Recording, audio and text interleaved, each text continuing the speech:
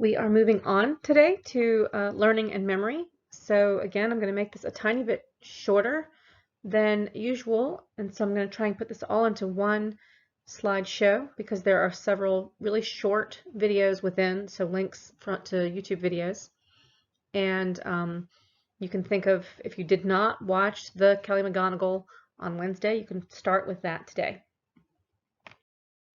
And I love how Khaled starts this chapter of the textbook about learning and memory is by having you imagine life without memory, which is really it's quite impossible, but I'm asking you here with the green question to kind of do that if you can, and maybe even pause this and think about that for a minute.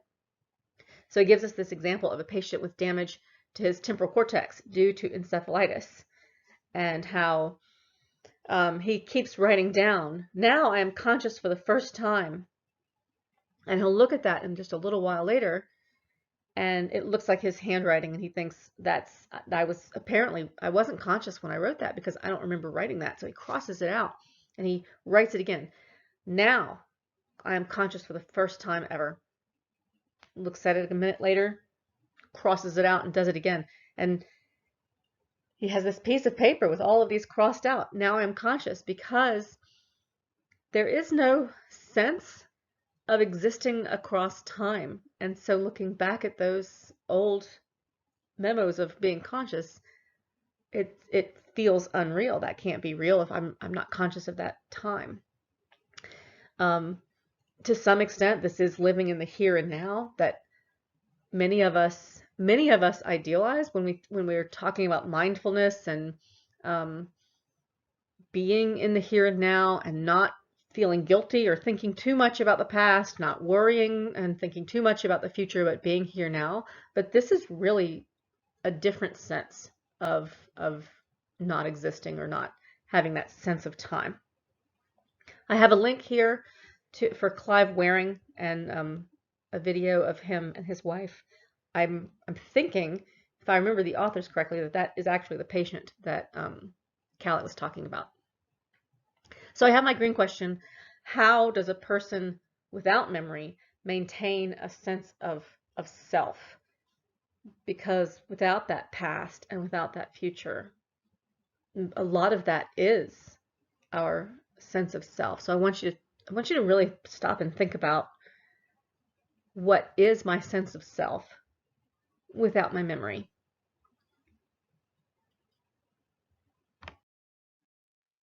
And the thing about talking about learning and memory is that learning and memory itself is really quite complicated. And so we have to do some descriptions of what we mean by learning and what we mean by memory. So I'm going to start with this really classical way of talking about learning, in that it's called classical conditioning, as discovered by Ivan Pavlov in the early 1900s. And I'm sure a lot of you have been introduced to classical conditioning and operant conditioning, and I'm going to do what I feel is necessary for them. And if you are a bit confused, you might go look up a bit, but I'm hoping I get the differences across at least as much as we need to. Classical conditioning is really examining reflexes, automatic, unlearned responses. Ivan Pavlov was originally interested in digestive processes of dogs. He was a physiologist, not a psychologist. And so if we look at what he was examining, which was salivation, as part of the measure of digestive processes, this is a reflex. This is an automatic, unlearned response if we are salivating to food or whatever he was putting in the dog's mouths. Sometimes it was something sour, sometimes it was sand or something very not fun.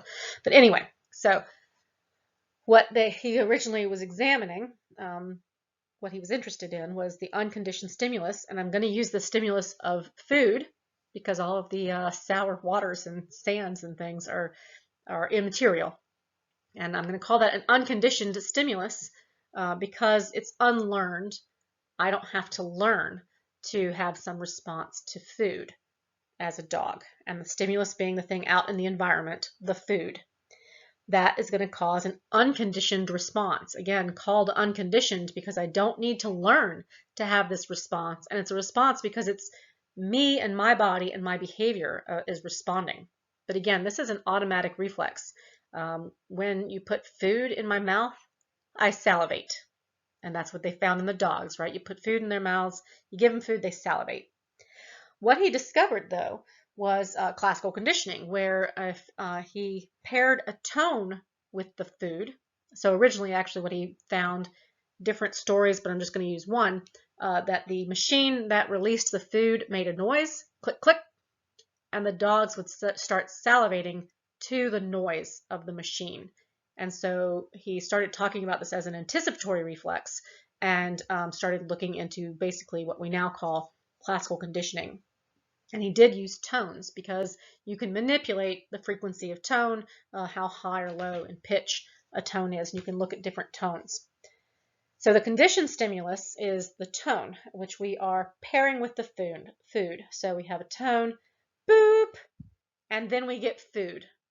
And originally the tone was a neutral stimulus, and that's an important piece of all of this classical conditioning, is we're starting out with something that's a neutral stimulus and we have no response to, and it becomes a conditioned stimulus as we're talking about conditioning or learning, as we learn to have some response. So we are pairing the food with the tone, where the tone is followed by the food. And we do that several times. And what happens is that the tone becomes a conditioned stimulus. And now when the dogs hear the boop, just the tone, they have a response of salivating to the tone. And because they're salivating to the tone, that's called a conditioned response, because it is a learned response. We learned the association between the tone and the food, and that now we have a learned response or conditioned response, which is salivation.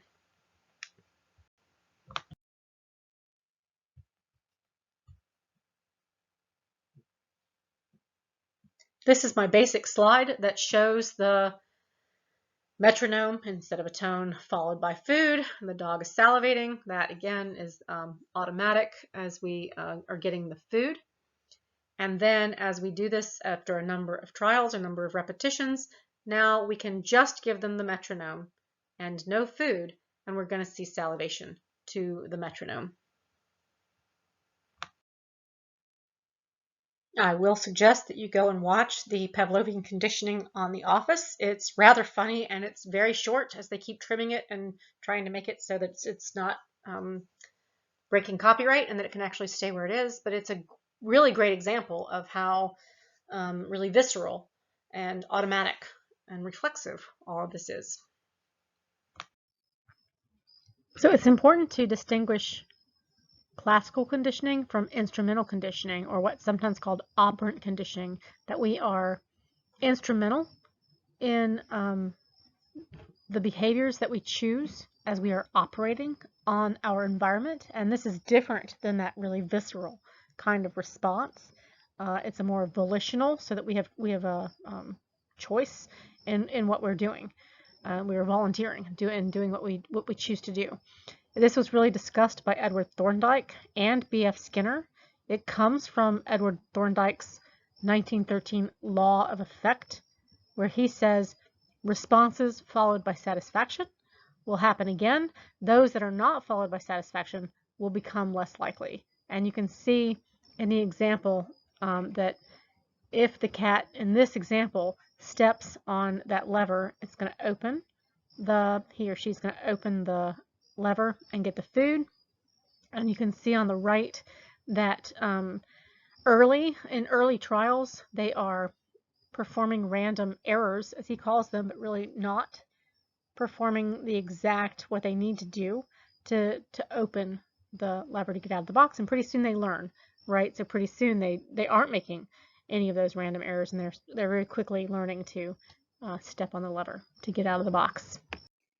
The way B.F. Skinner talked about this was in operant conditioning, responses are followed by reinforcement or punishment that either strengthen or weaken behavior, respectively.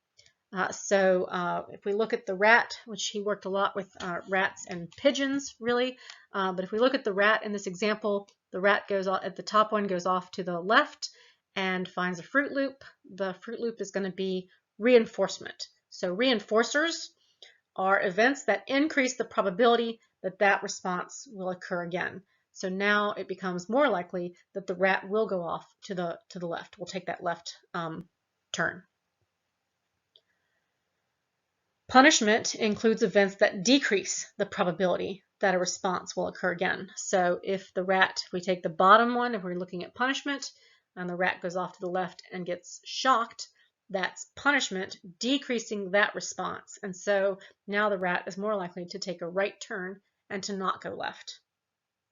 B.F. Skinner, I'm just saying, really rarely worked with punishment and was much more interested in reinforcement as guiding behavior.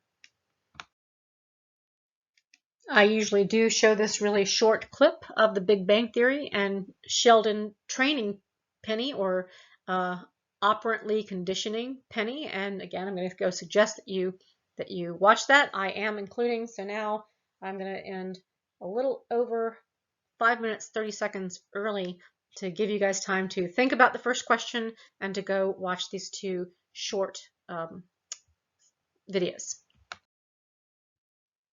And just to be clear, clearly not all learning fits cleanly into classical or operant conditioning, regardless of what B.F. Skinner and John Watson would want you to believe.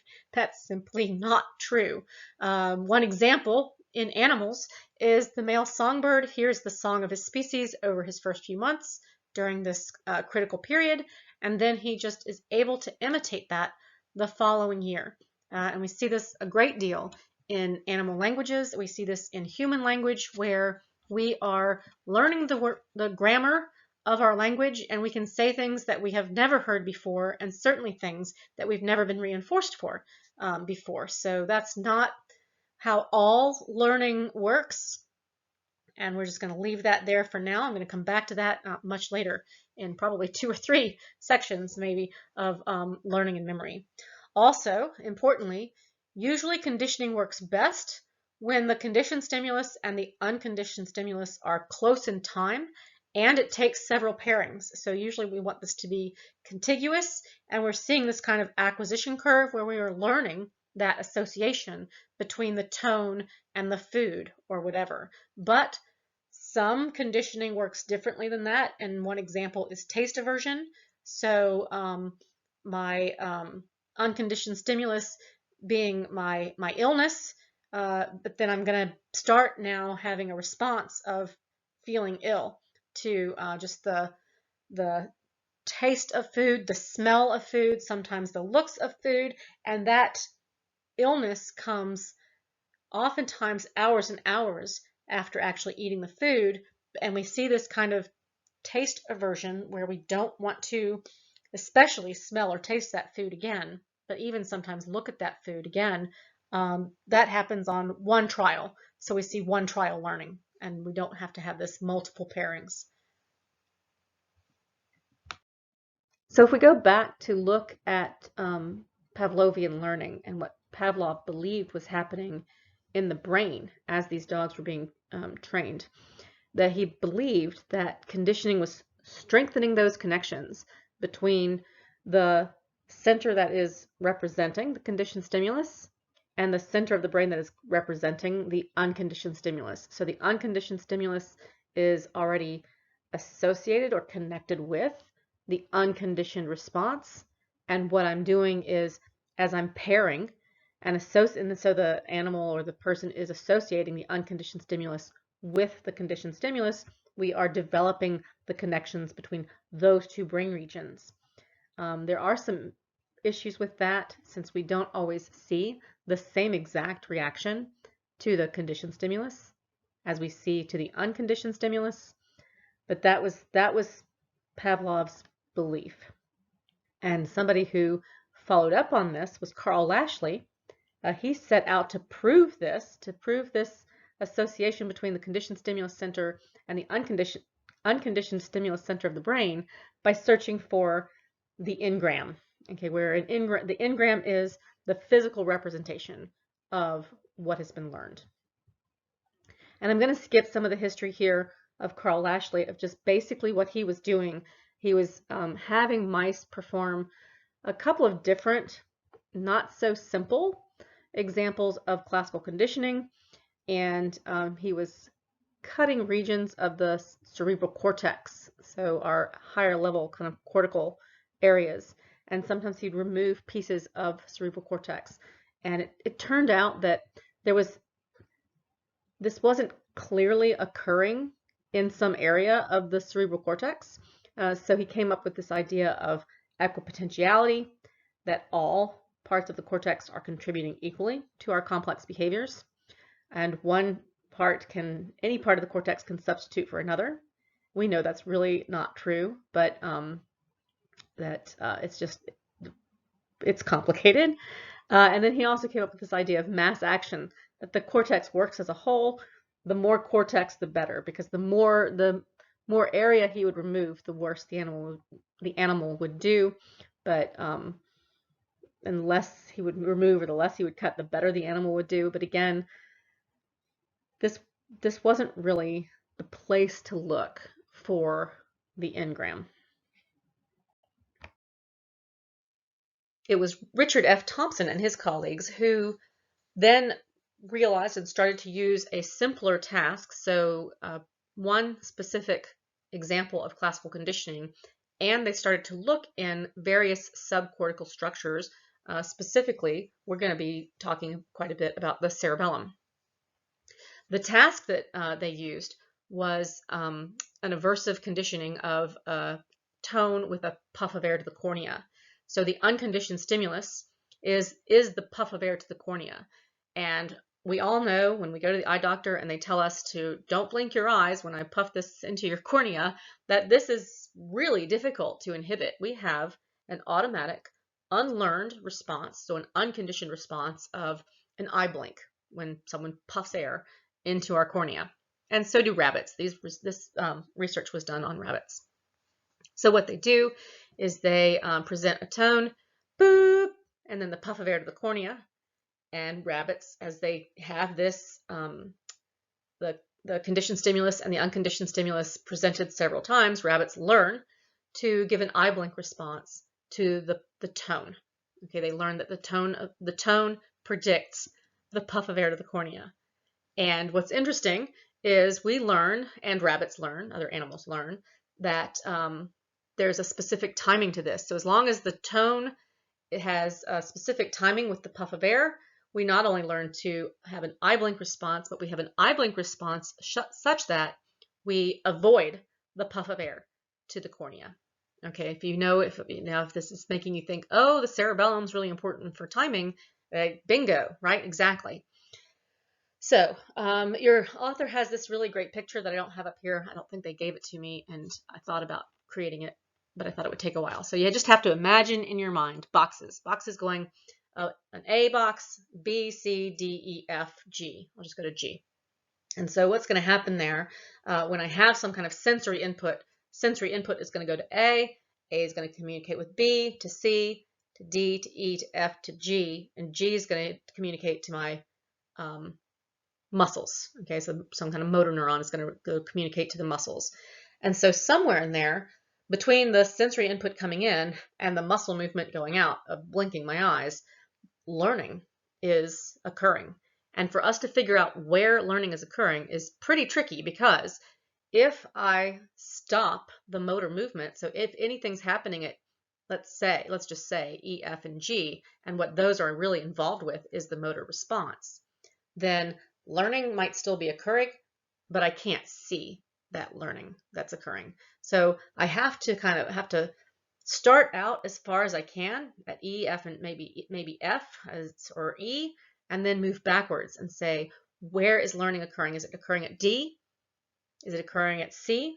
Okay, so this is what Richard F. Thompson and his colleagues did. And what's being shown in these figures at the bottom or the mid-bottom right is the very leftmost figure So I can't see any A, B's, or C's. So the very leftmost figure, that is the basic acquisition curve. If you've taken learning and memory, hopefully, or introductory psychology, I do this in several psychology classes, but that is the basic acquisition curve, where I have the number of trials along the x-axis. Along the y-axis, I'm showing basically the strength of the response, or I'm showing learning. I'm showing some measure of learning. And so in the first trial, I don't have any learning because I haven't learned the association yet. This is the first time I've gotten the association. By the second trial, I've done some learning. By the third, by the fourth, it depends on really the study that we're doing and the specific association that we're learning. But so in this example, it looks like the fourth trial, I'm at my plateau. I am at my maximum learning. Okay, and what they're showing, so as we move off to the right in the next pair of figures, what we're showing is they have gone in and they have cooled the lateral interpositus nucleus, or else they've injected a chemical such that it's turned off or inhibited the lateral interpositus nucleus of the cerebellum, while the rabbit is getting the tone and the puff of air. And what we see in the top figure is what's happening while that LIP, while the lateral interpositus nucleus is cooled. And what's happening is it looks like there's no learning occurring, right? I'm never showing the acquisition curve. I'm never showing any learning. What's being shown in the figure underneath that is after, so now the lateral interpositus nucleus is back in play. The chemical's worn off, the cooling's worn off, and I can use my lateral interpositus nucleus, and they do the same thing of giving the tone, boop, and a puff of air. And what we see there is a regular acquisition curve. And so it looks like no learning had actually occurred. I'm now just seeing the same kind of acquisition curve that I saw at the start, without any brain regions being taken out. Okay, we're going to move one level out. So let's just say that was, if we look at A, B, C, D, E, F, G, let's just say the lateral interpositus nucleus was C.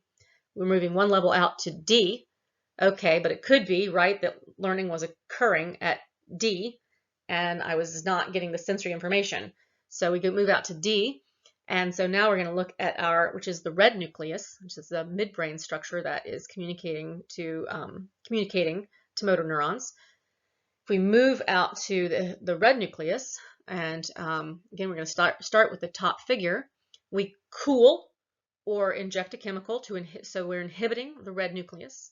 What's happening in that figure is no learning is occurring, right? Again, there's no response, no change in response, because we're getting the tone and the puff of air being presented together again and again.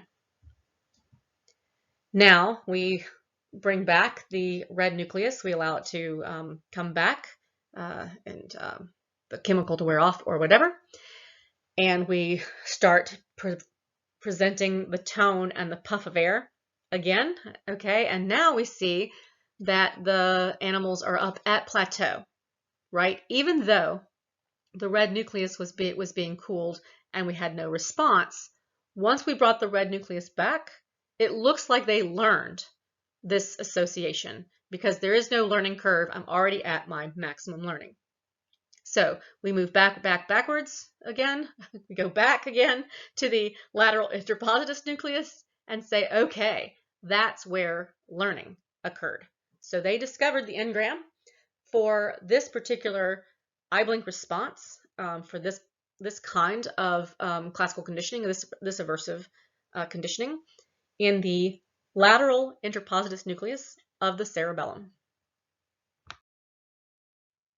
So I'm going to repeat some of what I just said in a lot of ways, but this is with words on the screen, and this is research that has been done on humans, so it is slightly different to discuss. But so PET imaging on people shows that if we pair a puff of air with another stimulus, so we have our conditioned stimulus and it predicts a puff of air, whatever that other stimulus is, tone, light, and so forth, it causes activity in the cerebellum. in the red nucleus, and in several other areas. We also see that people with damage to the cerebellum show weaker conditioned eye blinks, and those eye blink responses are less accurately timed relative to the onset of the air puff. As I just said, what we learn to do is if we get the same timing between the tone and the puff of air, we learn to blink our eyes so that we avoid the puff of air. But people with damage to their cerebellum have weaker conditioned eye blinks, but also they're not hitting that at the right time to avoid the puff of air. And so if you remember us talking about damage to the cerebellum before as people who have a harder time with keeping a rhythm or changing visual and auditory attention, this is another example of what happens when you have damage to the cerebellum. And all of this, as all learning in the cerebellum does, all of this depends on that short interval of the pairing between the conditioned stimulus and the unconditioned stimulus, which, if you remember, if we go back to what do we need for classical conditioning, one is contiguity, a short pairing between the conditioned stimulus and the unconditioned stimulus, at least for the most part, for things not like taste aversion.